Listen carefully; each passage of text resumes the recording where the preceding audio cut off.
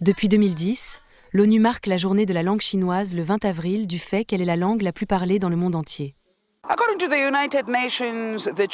Selon l'ONU, la langue chinoise est l'une des plus anciennes langues écrites du monde, les preuves suggérant que ses origines remontent à environ 6000 ans.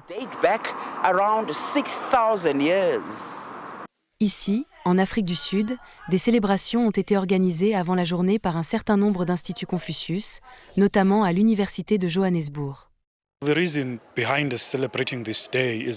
La raison pour laquelle nous célébrons cette journée est que la langue chinoise est l'une des plus parlées. Elle est parlée par 1,3 milliard de personnes dans le monde. Cela représente 17% de la population mondiale dont le chinois est la langue maternelle. Célébrer une telle langue, c'est donc embrasser la diversité du multilinguisme, qui est la base de la paix, de la sécurité et de la cohésion dans notre coexistence. La langue chinoise est la seule langue moderne qui ne repose pas sur un alphabet, mais sur des caractères qui représentent des syllabes et peuvent également fonctionner comme des mots autonomes ou être combinés pour former de nouveaux mots.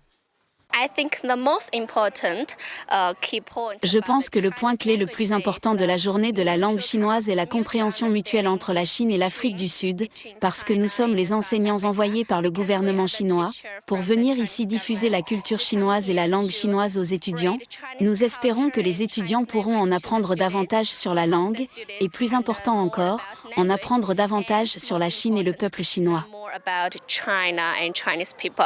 Les étudiants s'accordent également à dire que cette journée revêt une importance considérable.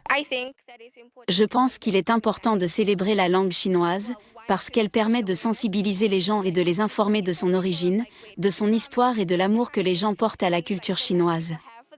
Je pense que cela permet de sensibiliser davantage. Je pense qu'il est très important de le célébrer, en particulier en Afrique du Sud, car cela permet à d'autres personnes, des Sud-Africains, des étudiants, de découvrir la culture chinoise. Dans le cadre des célébrations, des danses et des spectacles culturels chinois ont été présentés. L'Afrique du Sud compte 6 instituts Confucius, qui jouent un rôle essentiel dans l'enseignement du chinois dans les écoles.